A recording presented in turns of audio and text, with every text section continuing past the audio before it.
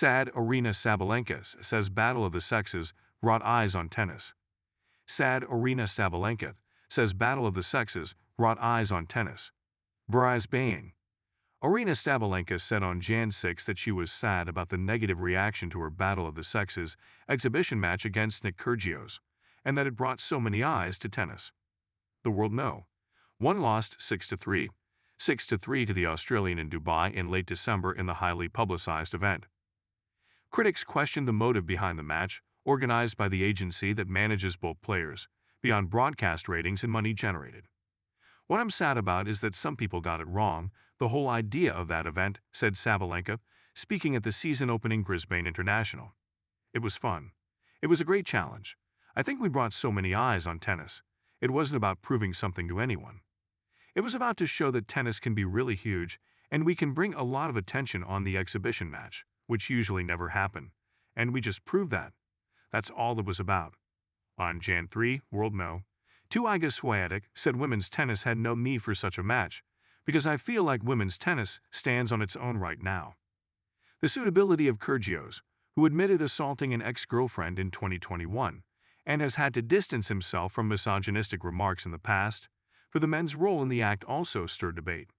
The Deck 28 showdown, with modified rules to balance up any physical inequalities between the two players, bore little resemblance to the era-defining 1973 encounter between Billie Jean King and Bobby Riggs. Back then, there was more at stake with the nascent women's professional tour, set up by King, fighting for greater legitimacy and prize money.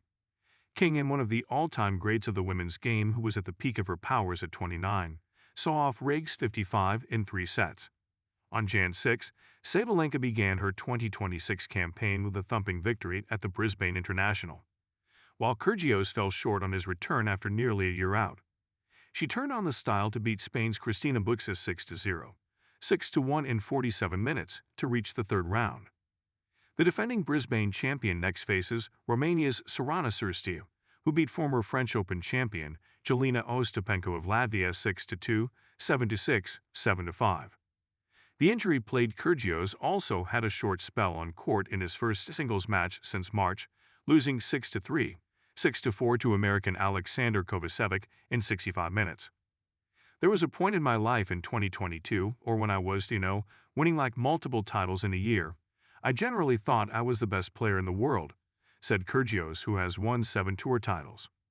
I just don't think that after you have these surgeries, I guess they kind of pull you down, and it's like you don't have that belief anymore. It's sad, in a way, but that's just the reality. Kyrgios also urged Novak Djokovic, 38, to stay in tennis as long as possible after the Serb on Jan 6 pulled out of his only lead-up event to the Australian Open, saying he was not quite physically ready. Djokovic was planning to use the Adelaide International from Jan 12 as a springboard to the opening Grand Slam at Melbourne Park a week later, where he is targeting an 11th title and 25th major crown.